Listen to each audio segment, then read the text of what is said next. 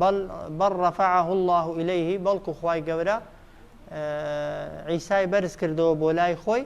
وەکان الله عەزیزەن حەکیمە خوای گەورە باڵا دەست و دانایە وازحە بۆیە تەمان بەرزبوونەوەی عیسای بۆ کەسێکی ئیماندار مانەوەی عیسای لە ئاسمانەکان بۆ کەسێکی ئیماندار تەمان هیچ جێگای دوودڵی نییە جێگای گومان نییە چونکە بە ئاەت ئیسپات بۆ کەسێکیش ئیمانی بە عەزیزیەتی خوای بە دەسەڵاتی بێسنووری خوای گەورە هەبێت و بە حکمەتی خوای گەورە هەبێ ئاسان باوەڕ دەکات بەوەی کە عیسا لای خوای پەروەردیگار لە ئاسمانەکاندا دەژێت و ژیانەکەشی وەکو ژیانی دنیا نییە تەمان تایبەتە بە ژیانی ئەو کەسانی کە لە ئاسمانەکان دەژێن پاشان دەفەرمێ وئین من ئەهلی الکتابی بێگومان هیچ کەسێک نامێنێتەوە لە خاوەن کتێبەکان ئیلا لەیؤمینەن بهی بە دڵنیاییەوە حتمەن ئیمان دێنن بە عیسا سەلامی خوای لەسەر بێ قەبلە مەوتی پێشەوەی بمرێ حاڵین هیچ کەسێک لە خاوەن کتێبەکان نامێنێتەوە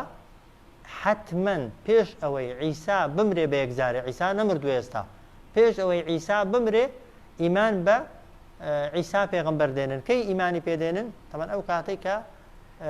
عیسا سەلامی خوای لەسەر بێت تەمان یەکێکە لە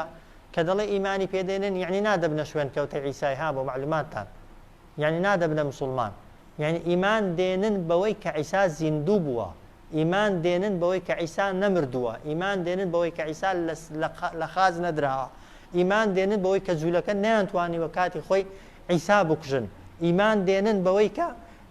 وەک دەڵێ عیسا موعجیزەیەک بووە لە دایک بوونەکەی پاشان بەرزبوونەوەشی بۆ ئاسمان موعجیزەیەکی دیکەیە هاتنە خوارەوەشی بۆ سەرزەوی موعجیزەیەکی دیکەیە حەدیثی صحیح پێغەمبەرە صلی الله عليه وسلم کە ئەبو هورەیرە بۆمان دەگێڕێتەوە دەفەرمێت والذی نفسی بیەده لەیوشەکەن ئەن یونەزیل فیکم عیسی بنە مەڕیەمە زۆر نزیکە عیسای کوڕی مەڕیەم جارێکی دیکە دابەزێتەوە ناوتان حەکەمەن عەدلەن دەبێتە ینی کار بەدەستێکی دادگەر سەلیب ئەوەی کە ڕەمزی لە سێدارەدانی عیسا دەیشکێنێ بەدەستی خۆی بەراز دەکوشێ کە جوولەکە دەیخۆن جزیە و سەرانە لەسەر جوولەکە و مەسیحیەکان لا دەبا کە پێشتر تەمان لە سەردەمی دەسەڵاتی ئیسلامیدا لەسەریان بووە جا دەفەرمێت لەو حاڵەتەیدا لەو کاتەدا وای لێدێ یەک سوجدەیەک ئەگەر ڕێگا بدرێ بە کەسێکی بێدین بیبا بۆ خوای گەورە پێی چاکترە لە دنیا و لە هەرچی کە تێیدایەتی لە حەدیثی کە دەفەرمێت تەمان لە مەشریقی سووریای تەمان دیمەشقەوە تەمان دێتە خوارێ کە دێتە خوارێ تەمان لە دوای ئیمامی ئیمانداران جا محەممەدی مەهدیە یا کەسێکی دیکە ئیمامی مسلمانان نوێژ دەکا و ئیش بە شەریعەتی پێغەمبەر دەکا صلی الله عليه وسلم و بەدەستی عیسا سەلامی خوای لێبێت دەجال دەکوژرێ لەو کاتەدا ئەمن و ئەمان و ئاسایش تەمان یەک پارچە سەر زەویدا دەگرێ کە چەند ساڵ تەمەنی الله ئەعلەم بەڵێ 33 ساڵە کە بەرز کراوەتەوە تەمان بۆ لای خوای گەورە 7 ساڵی دیکەش حکم دەکا لەسەر زەوی کە لەو 7 ساڵەدا تەمان گورگ و مەڕ بەیەکەوە هەتا منداڵ دەڵێن یاری لەگەڵ مار و دەعبا و درندەکان دەکەن لی ناترسێن کەس ماڵ و سەروەت و سامانی پێناوێ ئەوەندە خەڵک لە خۆشی و خۆشگوزەرانیدایە لەو کاتەدا تەمان عیسا لەسەر زەویە 7 ساڵی لەو کاتەدا ئەوەی مابێ لە ئەهلی کتاب ئەوەی مابێ لە ئەهلی کتاب ئیمان بە عیسای دێنن بە معنای ئەوەی کە جا زۆرینە ئەوەی کە پێشتر شوێن کەوتەی عیسای بۆ بن دەگونجێ ببنە ئیماندار و هەر بەڕاستی شوێن عیسا پێغەمبەر کەون سەلامی خوای لەسەر بێ یان ئیمان دێنن بەوەی کە عیسا نەمردووە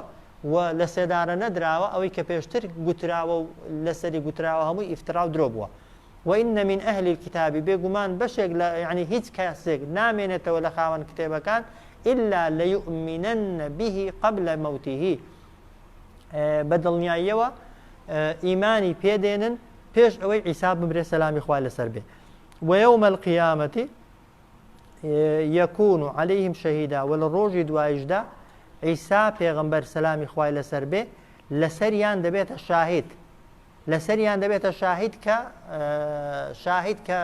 پێیان دەڵێ من خوا نەبووم بە ناحەقی کردومتانە خوا شەریکی خوا نەبووم من نەکوژرا بووم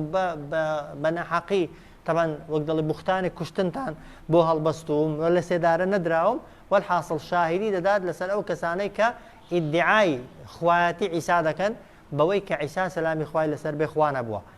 ويوم القيامة يكون عليهم شهيدا لروج قدوائدا عيسى سلام خوای لەسەر بێ لەسەریان دەبێتە شاهد فبظلم من الذين هادوا بەهۆی ستەمێک کە کردیان ئەوانەی کە یەهودی بوون حرمنا عليهم طيبات حرمنا قەدەغەمان کرد لەسەریان شتە پاکەکان کە ئوحلت لەهم کە پێشتر بۆیان حەڵاڵ بوو فبظلم من الذين هادوا بەهۆی ستەمێک کە کردیان چێ هادوو ئەوانەی کە یەهودی بوون ئەوانەی کە جوولەکە بوون چمان لێکردن حرمنا عليهم قەدەغەمان کرد لێیان طيبات شتە پاکانێک کە ئوحلت لەهم کە پێشتر بۆیان حەڵاڵ بوو ئەوە یەک وبصدهم عن سبيل الله كثيرا وبهۆی ئەوەش کە ڕێگریان کرد لەوەی کە خەڵک بێتە ناو ئاینی خوای پەروەردیگارەوە بە زۆری وبصدهم عن سبيل الله كثيرا وبهۆی ئەوەی کە ڕێگریان کرد لەوەی کە خەڵکی بە شێوەیەکی زۆر بێنە ناو شەریعەت و دینی خوای پەروەردیگارەوە بۆ خۆیان نەدەبوونە موسڵمان ڕێشیان نەدەدا خەڵک بێتە ناو دینی خوای گەورەوە ئەوە دوو وأخذهم الربا وبهۆی ئەوەی کە ڕیبایان دەخوارد بەهۆی ڕیباخۆریانەوە کە وەقەد نوهوا عنه کە ڕیبا خواردنیان لێ قەدەغەکرا بوو وأكلهم أموال الناس بالباطل وبهۆی ئەوەی کە دەیان خوارد ماڵی خەڵکی بەناڕەوە وأعتدنا للكافرين منهم عذابا أليما وآدمادەمان کرد بۆ ئەوانەی کە بێ باوەڕن لە ناو جوولەکەکاندا عذاب و سزایەکی بەئێش ئەو دوو ئاەتە باسی چ دەکەن هۆکاری حرامکردنی ئەو شتانەی کە بۆیان حەڵاڵ بوون ئەو شتانەی کە خاوێنن پاکن لە ئەسڵدا لە سەریان حەڵاڵن بەڵام خوای گەورە سزای داون حەڵاڵەکانی لێ حرام کردوون مەجالەکەی لێ تەسک کردوونەوە لە دنیادا بە کۆمەڵێک هۆکاری یەکەمیان چییە فبظلم من الذين هادوا بەهۆی ستەم و ستەمکاریەک کە کردیان ئەو کەسانەی کە جوولەکە بوون حرمنا عليهم طيبات حراممان کردن لەسەریان شتە پاکەکان کە ئوحلت لەهم کە حەڵاڵ بوو بۆیان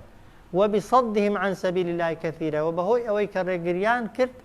لەوەی کە خەڵک بێتە ناو ئاینی خوای گەورەوە بە زۆری وأخذهم الربا وبهۆی ئەوەی کە ڕیبایان خوارد و ڕیباخۆریان کرد وقد نهوا عنه کە ڕیبا خواردن لە ناو شەریعەت و دینی ئەوانیشدا ڕێگە پێدراو نەبوو وأكلهم أموال الناس بالباطل وبهۆی ئەوەی کە دەیان خوارد ماڵی خەڵکی بەناڕەوە بەدزی بەداگیرکردن وأعتدنا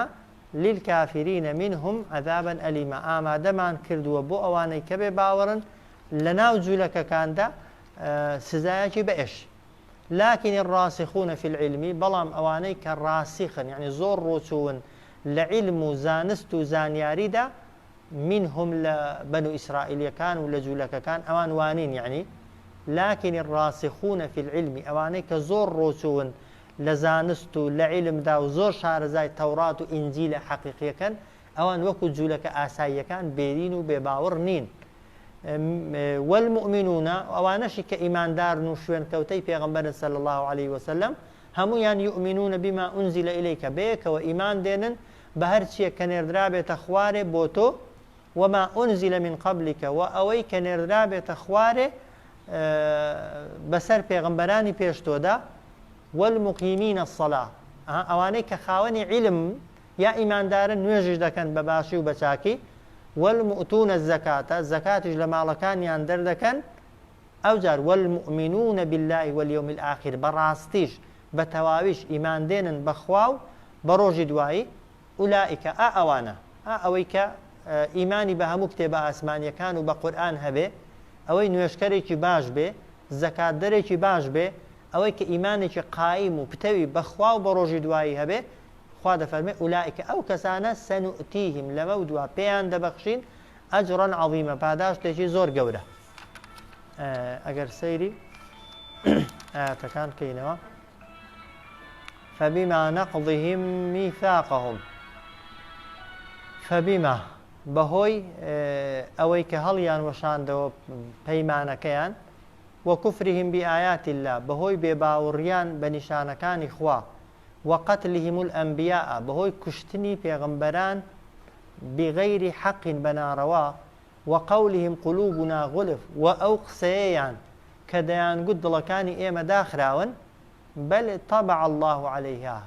دڵەکانیان دانەخراون بەڵکو خوای گەورە بەهۆی ئەو کارە خراپانەوە مۆری ناوە بەسەر دڵیاندا بکوفرهم بەهۆی بێباوەڕیان بۆیە فەلا یؤمنونە ئیمان ناهێنن تەنها کەمێکیان نەبێ وازەحە تەمەن گەورەترین عقوبەی خوای بۆ ئینسانی ئەوەیە کە مەجالی هیدایەتت بۆ نەهێڵێتەوە ها واد لێ بکات دڵت وا لێ بکات هیدایەت وەرنەگرێ ئینسان کە هیدایەتی وەرنەگرت و لە ناو بێباوەڕی دامایەوە ئەو گەورەترین عقوبەی وەرگرتووە وبكفرهم وقولهم وبهوي بباوريان سكردنيان على مريم لسر مريم سلام خوای لێبێ بهتانا عظيما ببهتان بو هەڵبەستن و درۆ هەڵبەستنێکی گەورە بۆی وقولهم إنا قتلنا المسيح عيسى ابن مريم وبهوي أوي كجوتيان بيجومان إما كشتمان مسيح كعيسى كوري مريم بخيال إيوة رسول الله بيغمبري خوايا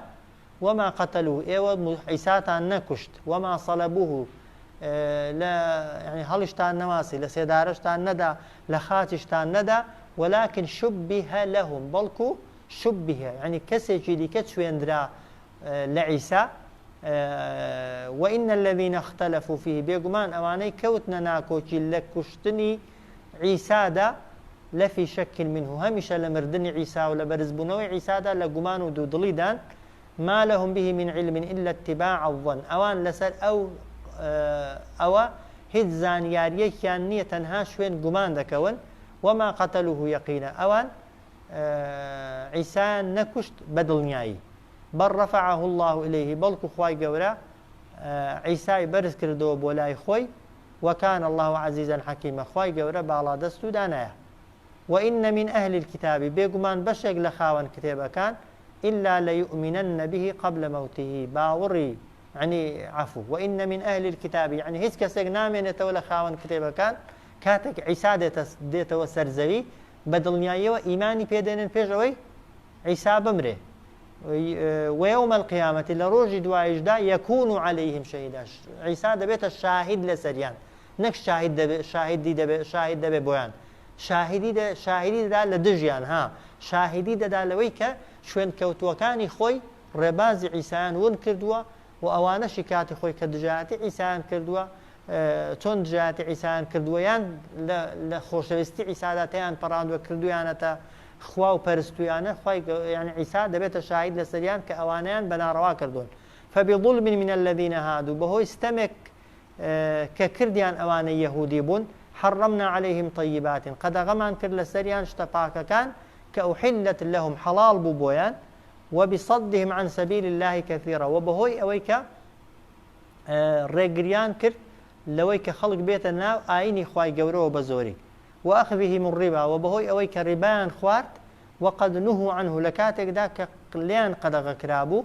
وأكلهم أموال الناس بالباطل وخوارديان بهوي أويك ديان خوارت ماڵی خەڵکی بەناڕەوە وأعتدنا للكافرين ئامادەمان کردووە بۆ ئەوان ئەوەی کە بێ باوەڕ بێ سزایەکی بەئێش لكن الراسخون في العلم منهم بەڵام ئەوانەی کە ڕۆچون لە زانست و زانیاریدا لە جوولەکەکان و لە مەسیحیەکان والمؤمنون ئەوانەشی کە ئیمانداری ڕاستەقینن يؤمنون بما أنزل إليك إيمان دێنن بەو کتێبەی کە نێردراوەتە خوارێ بۆ تۆ وما أنزل من قبلك وإيمان دينن بو كتاباني كنذراونا تخواري بيشتو والمقيمين الصلاة وأنجام ددن بباشين ويجاكانيان والمؤتون الزكاة لما لكانيان دردكن والمؤمنون بالله واليوم الآخر باوري توانج دينن بخواو بروجي دواي أولئك سنؤتيهم أجرا عظيما أوانا بيان ددري يا بيان ددين فاداش تيشي زور قورة لروجي دواي ده صلى الله عليه وسلم